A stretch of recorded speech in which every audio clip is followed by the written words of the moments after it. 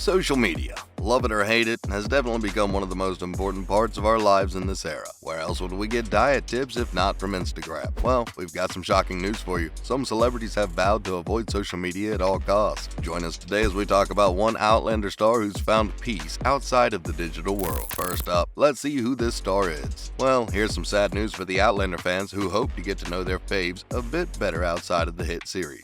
If you're looking for Marsali McKimmy Fraser's social media accounts, then you're not going to find any. That's right. In a recent interview with Digital Spy, actor Lyle spoke up about why she doesn't have a digital presence. Now, this is a bit odd since, especially in today's age, social media has become one of the most important tools you can use to market yourself. And, well, if you're a celebrity or aspire to become one, then you're probably making the most use of it. But seeing a celebrity ditch this norm in today's influencer craze society now, that's something you don't see every day. Let's just take a look at her reason behind all this. Now, Lyle does have an Instagram, but it's mostly used to let her fans know about her recent projects. Out of the 120-something posts up there, you'll hardly find any with details of her personal life. Compared to other celebrities of her rank and status, she has zero presence there. If she's to get the amount of attention the Paul brothers, Andrew Tate, and the likes of them get, then she really needs to up her game. But here's the thing, she doesn't want that at all. Lyle, in her conversation with Digital Spy, explained how she likes to be recognized through her art and not through the online persona she's created. Up next, let's see where she got this idea from. Well, from the looks of it, the star owes this way of thinking to none other than her successful TV series Outlander. The actor was joined by her co-star Emma Kinney from a recently released show, Karen Pyrie, while talking about how the pressure put on by the fans' reactions on social media affects them. Lyle recalled a time when she was working with Outlander and mentioned that she was told, "This is a big character. You might not be what people imagined in their heads, and you have to be okay with that." Now, that's definitely a very good piece of advice.